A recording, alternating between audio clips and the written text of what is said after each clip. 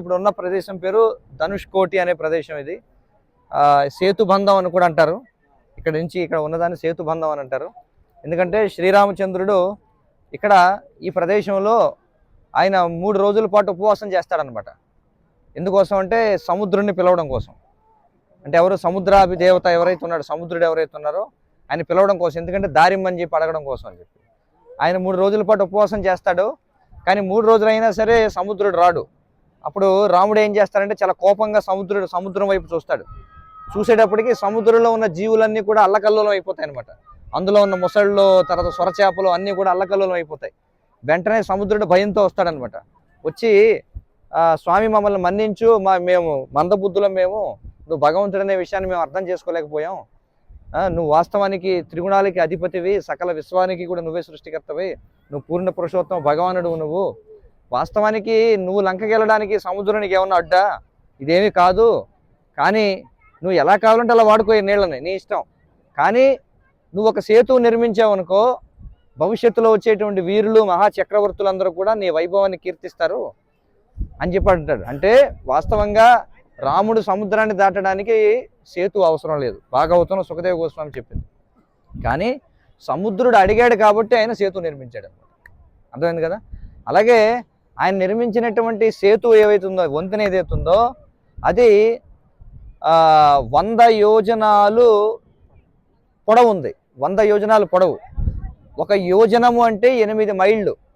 ఒక మైలు అంటే కొంతమంది 1.60 అంటారు, కొంతమంది 1.80 అంటారు. ఎలా తీసుకున్నా మొత్తానికి 100 యోజనాల పొడుగు ఉంది అంటే 1288 కిలోమీటర్ల పొడవు వంతెనది. దాని వెడల్పు వచ్చేసి 10 యోజనాలు అంటే 128 కిలోమీటర్ల వెడల్పు. వానరులు వీళ్ళందరూ కూడా నిర్మించిన సేతువు పొడుగు ఎంత అంటే 1288 కిలోమీటర్లు, వెడల్పు 128 కిలోమీటర్లు అనమాట. మీకు అర్థమవుతుంది కదా? అది విషయం. కాబట్టి దానిని ఇక్కడ నిర్మించారు. అయితే మనకి భాగవతంలో 5వ స్కందంలో సుఖదేవ గోస్వామి ఎప్పుడైతే భరతవర్ష వర్ణన చేస్తారో అప్పుడు అందులో ఆయన ఏం చేస్తారంటే భరతవర్షంలో ఉన్నటువంటి పర్వతాలు, నదులు, ద్వీపాలు అన్నిటి గురించిన వర్ణన చెప్పినప్పుడు భరతవర్షంలో సింహల ద్వీపం ఒకటి ఉంది, అలాగే లంకా ద్వీపం ఒకటి ఉంది అని చెప్తారు. అంటే భాగవతంలో స్పష్టంగా సింహళ ద్వీపం వేరు, లంకా ద్వీపం వేరు అని స్పష్టంగా చెప్పారు. కానీ ఈ రోజుల్లో ఇప్పుడు ఏదైతే శ్రీలంక అని చెప్పబడుతుందో అది వాస్తవానికి లంక కాదు. రామాయణం దృష్ట్యా చూసినా, భాగవతం దృష్ట్యా చూసినా ఇప్పుడు ఏదైతే అందరూ కూడా శ్రీలంక అనే యాత్రలు వెళుతున్నారో అది శ్రీలంక కానీ కాదు. దీని మీద ఎంతోమంది పరిశోధకులు, శ్రీల ప్రభుపాదుల వారి శిష్యులు శ్యామసుందర ప్రభు అని చెప్పి వాళ్ళు కూడా శ్రీల ప్రభుపాదుల వారు ఉన్నప్పుడు కూడా శ్రీల ప్రభుపాదుల వారు కూడా చెప్పారు లంక శ్రీలంక కాదు. ఎందుకంటే ఇప్పుడున్న లంక దాని పేరు సింహళ ద్వీపం అన్నమాట. అర్థమైంది కదా? ఎందుకంటే స్పష్టంగా సింహళ ద్వీపము, లంక అని 2 ద్వీపాలు చెప్పబడ్డాయి. అలాగే ఏదైతే యోజనాల లెక్క చెప్పబడిందో 1288 కిలోమీటర్లు, కానీ ఇప్పుడు ఉన్నటువంటి శ్రీలంక దగ్గర ఎంత 35 కిలోమీటర్లు, ఎంత 30-40 కిలోమీటర్ల దూరమే ఇప్పుడున్నటువంటి లంక. దాన్ని పడవలో వెళ్ళొచ్చు. ఇంకా ఒక 500-600 సంవత్సరాల క్రితం ఈ ప్రాంతాన్ని సేతు వంశం అనేటువంటి రాజవంశం నిర్మించేదనమాట. వాళ్ళు ఎందుకని వాళ్ళని సేతువర్మ అంటే సేతురాజులని ఎందుకన్నారంటే అప్పట్లో ఈ సింహళ ద్వీపము అలాగే ఈ రామేశ్వర ద్వీపము నడుచుకుంటూ వెళ్ళిపోగలిగేవారు. అంటే నీళ్ళు ఇక్కడ దాకా ఉండే అనమాట. అది చరిత్రలో నమోదు చేయబడింది. ఇక్కడ నుంచి సింహళకి వెళ్ళేటువంటి ఆ దారి ఏదైతే ఉందో దాన్ని సంరక్షించేటువంటి వాళ్ళు కాబట్టి ఈ రామేశ్వర ప్రాంతాన్ని పరిపాలించినటువంటి వాళ్ళని సేతువంశపు రాజులు అనేవారు అనమాట. అర్థమైంది కదా? బ్రిటిష్ వాళ్ళు రాకముందు కూడా ఇంకా సేతువంశపు రాజులే పరిపాలన చేశారు. చరిత్రలో నమోదు చేయబడింది. వర్తకం జరిగేది ఇక్కడి నుంచి అక్కడికి, కానీ అది లంక కాదు. మరి ఈ ఆధునిక లెక్కలను బట్టి మనం చూస్తే వాస్తవానికి లంక అనేది భారతదేశానికి నైరుతి మూలం ఉంది అని చెప్పబడింది. మనకి నైరుతి మూల అంటే మనకి ఎటుపక్క వస్తుందంటే ఇప్పుడు మనకి కేరళకి ఆ మూలకి అన్నమాట. అర్థమైంది కదా? మనం ఉన్నటువంటి ఈ మూల ఏదైతే ఉందో ఆగ్నేయం మూల ఉందాం. మనం ఉన్నది ఆగ్నేయం మూల. అటు నైరుతి అంటే అటుపక్క వచ్చేసరికి వాయువ్యం, ఇది ఆగ్నేయం, అది ఈశాన్యం. అంతే, ఆగ్నేయం మూలలో ఉన్నాం మనం. కానీ లంక అనేది వాస్తవానికి నైరుతి మూల ఉంది. అప్పటి లెక్కల ప్రకారం చూస్తే ఏదైతే మాల్దీవ్స్ అనే ప్రదేశం ఉందో అది లంక అయ్యి ఉండొచ్చు అని చెప్పి ఒక వివరణ. కానీ శాస్త్రబద్ధంగా చూస్తే ఉన్న వివరణ ప్రకారం ఇది లంక కాదు అని చెప్పి ఆచార్యులు చెబుతున్నారు. ఏమైనప్పటికీ సరే, మీరు ఆ లంక వెళుతున్నారు కదా, వాళ్ళందరూ ఏంటి పరిస్థితి అంటే, ఓకే, రాముడు ఆ ప్రాంతాల్లో కూడా సంచరించి ఉంటాడు, అందులో తప్పేం లేదు. కాబట్టి అక్కడికి వెళ్ళే వాళ్ళు రాముడిని సందర్శించినా వాళ్ళకి ఏదో సుకృతి వస్తుంది. కానీ వాస్తవంగా మనం అర్థం చేసుకోవాల్సింది అది వాస్తవంగా లంక కాదు. అర్థమైంది కదా? ఇంకేమన్నా చెప్పు, గట్టిగా చెప్పు.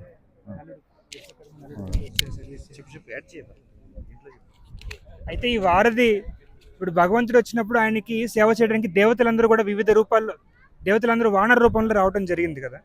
అయితే అందులో ఈ విశ్వకర్మ కూడా ఒక పాత్ర పోషించారనమాట. భగవంతుడి సేవ నిమిత్తం ఆయన ఇంత ఈ వారధి, అంత పెద్ద వారధి కట్టడం అంటే అది సాధారణంగా ఒక వానరానికి సాధ్యమైన విషయం కాదు. అది దానికి ఎంతో కొంత ఆర్కిటెక్చరల్ నాలెడ్జ్ కావాలి ఖచ్చితంగా కూడా. దానికి విశ్వకర్మే నేరుగా నలుడి కింద రావటం, ఆయన దీని పూర్తిగా ఈ వారధిని అంతా కూడా తయారు చేసే నిమిత్తం ఆయన దాంట్లో పూర్తిగా ఆయన పర్యవేక్షణ అంతా ఆయన ద్వారానే ఇదంతా కూడా జరిగిందనమాట. భగవంతుడి యొక్క సేవ నిమిత్తం ఆయన రావటం జరిగింది. ఇంకా ఇంకో పాయింట్ అది కూడా చెప్పు. ఇంకొక విషయం ఏంటంటే చూడండి, మనం ఉన్నటువంటి ప్రదేశాన్ని ధనుష్కోటి అని చెప్పి అంటారు. తమిళంలో దీని అర్థం ఏంటంటే ధనస్సు యొక్క మొన భాగము అని. అంటే ఎప్పుడైతే రాముడు ఈ యొక్క వారధిని నిర్మించిన తర్వాత మళ్ళీ ఆయన అయోధ్య నగరానికి వెళ్ళిపోయి ఆయన పరిపాలన సాగిస్తూ ఉన్నాడో, విభీషణుడు వచ్చి విభీషణుడిని ఇది అయిపోయిన తర్వాత విభీషణుడిని పట్టాభిషేకం చేస్తాడు రాముడు. అయితే తర్వాత కాలంలో ఇందాక మేము ఇద్దరం చర్చించాం, మన జయగోపాల్ ప్రభుని అడిగితే ఏమిటి దాని గురించి అంటే, విభీషణుడు వచ్చి రామునికి అభియోగం అంటే ఆరోపణ చేసుకున్నాడు అనమాట. ఏమనంటే, స్వామి మీరు ఆయన విన్నపించుకున్నాడు, మీరు వారధిని నిర్మించి వెళ్ళిపోయారు, కానీ మీరు వారధిని నిర్మించిన తర్వాత లంకా నగరానికి బందిపోట్లు దొంగల బెడద ఎక్కువైపోయింది, కాబట్టి దయచేసి మీరు ఏదైతే సేతువును నిర్మించారో దానికి సంబంధాన్ని తెగొట్టేయండి అని చెప్పి అడిగాడు అనమాట. ఆయన అలా అడగడం వల్ల శ్రీరామచంద్రుడు అయోధ్య నుండే ఒక బాణం వేయగా అది వచ్చి ఈ భారతదేశానికి ఈ సేతువుతో ఉన్నటువంటి బంధాన్ని కొట్టిపడేసింది. మీకు అర్థమవుతుంది కదా? అప్పటి నుంచి ఇక సంబంధం పోయిందనమాట. మరి ఇందా మనం చెప్పుకున్నట్టుగా దగ్గర దగ్గర మనకి 1,71,00,000 చిల్లర సంవత్సరాలు అయింది రామాయణం జరిగి. కాబట్టి ఇంకోటి ఏంటంటే మనకి సైన్స్లో కాంటినెంటల్ డ్రిఫ్ట్ అంటారు. అంటే ఈ భూభాగాలన్నీ కూడా సముద్రపు మట్టాలు పెరుగుతుంటాయి, తగ్గుతుంటాయి. ఆ క్రమంలో కొన్ని దేశాలు బయటకు వస్తుంటాయి, కొన్ని దేశాలు మునిగిపోతుంటాయి. కాబట్టి వాస్తవంగా మనకి చెప్పలేము ఎక్కడ ఉంది వారధి అనేది, ఎవరి వల్ల కాదు చెప్పడం. ఇక ఏదైతే తేలే రాళ్ళు అని చెప్పి మీకు అక్కడ ఊళ్ళో తొట్లో వేసి చూపిస్తారో అవన్నీ వాస్తవానికి ఏంటంటే సముద్రపు అడుగున కోరల్స్ అని చెప్పి ఉంటాయి, ఒక రకమైన పదార్థం ఉంటుందన్నమాట. పగడపు దెబ్బ అనుకోండి మీరు దాన్ని. అవి ఏంటంటే కింద అతుక్కుని ఉంటాయి సముద్ర భాగానికి, కానీ దాన్ని పీక్ వస్తే తేలుతుంటాయి అనమాట, వెయిట్లెస్ బ్రిక్స్ లాగా. అర్థమైంది కదా? కాబట్టి ఇప్పుడు ఏంటంటే చెప్తుంటారు అందరూ కూడా, ఇది ఆ రాళ్ళు అప్పుడు కట్టిన రాళ్ళు అని చెప్పి చెప్తారు. దాన్ని బట్టి తేలుతుంటాయి. అయినా జనం ఒకవేళ అదే అనుకున్న దాన్ని ప్రార్థన చేసినా రాముని స్మరిస్తున్నారు కాబట్టి తప్పేం లేదు. కానీ మనం తెలుసుకోవాలి కాబట్టి మనం తెలుసుకుంటాం. అది రామేశ్వరం దగ్గర నుంచి మొదలైంది, కానీ అప్పుడు రామేశ్వరం ఎలా ఉందో ఇప్పుడు ఎలా ఉందో మనకు తెలియదు. కానీ మనం ఈ ప్రదేశానికి వచ్చేది అంతా రాముడు సంచరించినటువంటి ప్రదేశం. ఖచ్చితంగా ఈ ప్రాంతం నుంచే వంతెన ప్రారంభమై ఉంటుంది. 3 కల్పాల వరకు విభీషణుడు పరిపాలిస్తాడు. వినండి. హరే కృష్ణ. ఇంకా విభీషణుడి పరిపాలన వచ్చేసరికి రాముడు ఇచ్చిన వరం ఏంటంటే ఆయనకి 3 కల్పాల వరకు ఆయన విభీషణుడు పరిపాలిస్తాడు అనమాట. అది కూడా లంకా నగరం పూర్తిగా అది చాలా గొప్ప నగరం, అది ఎంతో విశాలంగా ఉంటుంది. అదేవిధంగా అది పూర్తిగా బంగారంతో ఉంటుంది. ఎందుకంటే పూర్వం అది కుబేరుడి కోసం విశ్వకర్మ సృష్టించిన నగరం, అది బ్రహ్మ యొక్క విన్నపం చేత. ఆ తర్వాత అది రావణుడు తీసుకోవటం, అది పూర్తిగా ఇంకా దాన్ని అతను అన్ని చోట్ల కొల్లగొట్టిందంతా తీసుకొచ్చి అక్కడ పెడతాం. ఆ తర్వాత ఇప్పుడు విభీషణుడు వచ్చినా కూడా అది ఇంకా అది ఎప్పుడైతే లంకా దహనం జరిగిందో అప్పుడు వాళ్ళకి ఆర్థికంగా కొంత ఇబ్బంది కలిగింది, కానీ అది పెద్ద ఇబ్బంది కాదు వాస్తవంగా చెప్పాలంటే వాళ్ళకి. అయినప్పటికీ కూడా ఇది ఇంకా అది అప్పటికి కూడా అది అంటే బంగారు నగరం కింద ఉండడం చేత ఈ బండిపోతుల దోపిడీ ఇవన్నీ ఎక్కువ అవుతున్నాయి. ఇంకా తర్వాత కూడా అది అంత పెద్ద నగరం. విభీషణుడు ఇప్పటికీ కూడా శ్రీరంగం వచ్చి రంగనాథుని దర్శనం చేసుకుని ప్రతిసారి వస్తూ ఉంటారు. ప్రతిరోజు ఆయన సంధ్యావందనం చేయడానికి అక్కడికి వచ్చి దర్శనం చేసుకుని మళ్ళీ తిరిగి లంకా నగరానికి వెళ్తున్నారు ఆయన. మరి ఆ లంకా నగరం ఎక్కడంటే అది మనకి పూర్తిగా అదృశ్య రూపంలో ఉంటుంది. అది కూడా ఒక హామీ రాముడు ఇచ్చిందనమాట అది. ఎందుకంటే లంకా నగరం అంత వైభవపేతమైన నగరం కనిపిస్తూ ఉంటే ప్రతి ఒక్కళ్ళు దానికి ఏదో విధంగా వెళ్ళటానికి ప్రయత్నం చేస్తారని ఆయన అది కూడా అది అంతర్గతంగా ఎవరికి కనపడకుండా ఉండేలాగా ఆయనకి అదృశ్యంగా ఆ నగరాన్ని ఉంచుతారనమాట. అది అలా 3 కల్పాల వరకు విభీషణుడు దాన్ని పరిపాలిస్తూ ఉంటారు. ఆ తర్వాత ఆయన అయోధ్య అంటే ఆయన యొక్క రాముని యొక్క ఆధ్యాత్మిక లోకమైన అయోధ్య లోకానికి ఆయన నేరుగా వెళ్ళటం జరుగుతుంది. హరే కృష్ణ. శ్రీ రామచంద్ర భగవానికి జయ, శ్రీ రామసేతు కి జయ, శ్రీ విభీషణ్కి జయ. హరే కృష్ణ.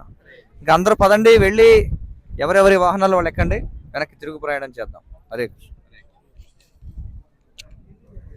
ఓకే.